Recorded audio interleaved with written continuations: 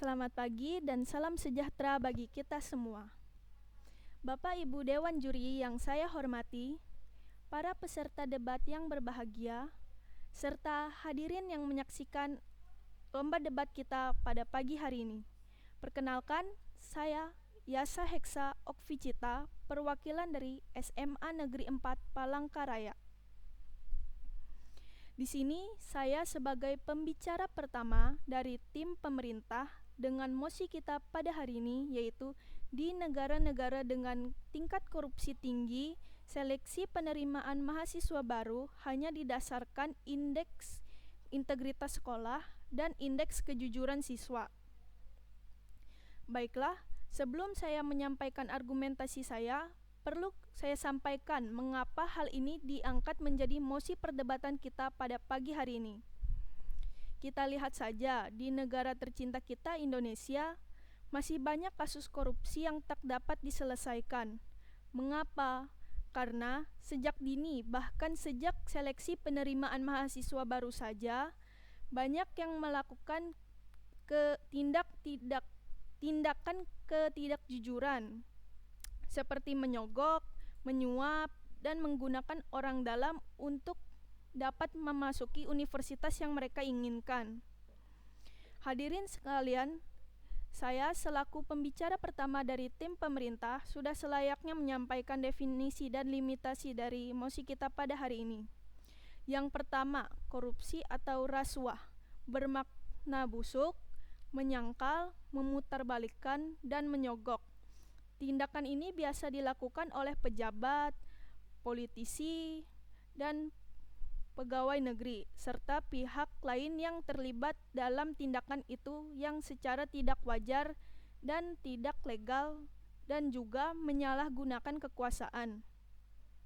Kedua, integritas. Integritas adalah suatu konsep berkaitan dengan konsistensi dalam tindakan-tindakan, nilai-nilai, metode-metode, ukuran-ukuran, dan berbagai hal yang dihasilkan.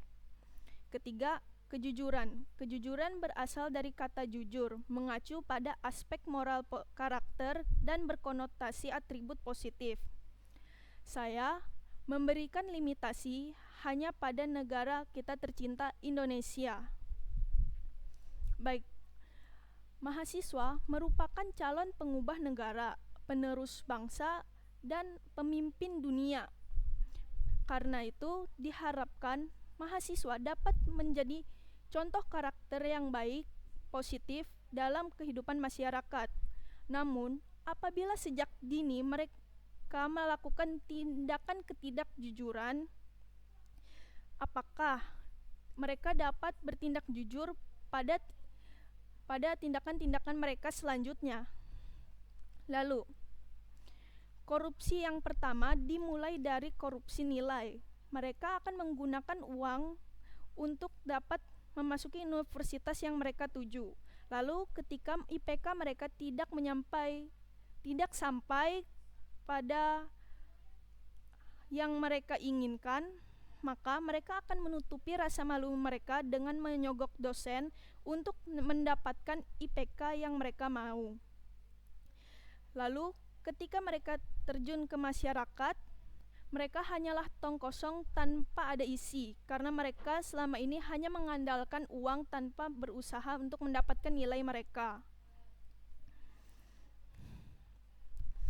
Lalu ketika mereka menjabat menjadi pemimpin, mereka akan mengalahkan orang-orang jujur dengan orang-orang beruang, karena mereka akan berpikir, saya dahulu memberikan uang, lantas mengapa saya sekarang tidak boleh menerima uang? Lalu, dengan menerima mahasiswa dari sekolah berintegritas dapat membuktikan bahwa dirinya juga memiliki kejujuran. Karena untuk lulus dari sekolah mereka tidaklah mudah.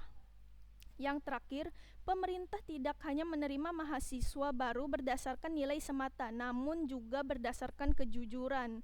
Seperti pada saat tes SBMPTN, mereka diperiksa sedemikian ketat bahkan sebelum memasuki kawasan universitas.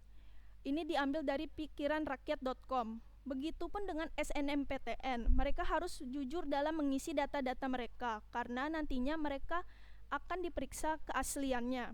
Apabila mereka dinyatakan tidak asli, mereka akan di blacklist dari universitas tersebut. Bukan hanya mereka, namun juga sekolah mereka. Bukankah itu akan merugikan diri sendiri juga orang lain?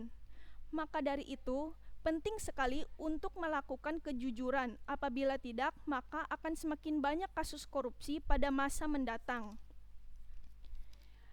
Jadi, pada akhirnya, saya selaku pembicara pertama dari tim pemerintah menyatakan bahwa saya tetap setuju akan mosi kita pada hari ini, yaitu di negara-negara dengan tingkat korupsi tinggi, seleksi penerimaan mahasiswa baru hanya didasarkan pada indeks integritas sekolah dan indeks kejujuran siswa, dikarenakan fakta-fakta yang telah saya paparkan sebelumnya. Saya rasa cukup sekian dari saya. Mohon maaf apabila ada salah kata maupun tingkah laku dari saya. Akhir kata saya ucapkan selamat pagi dan terima kasih.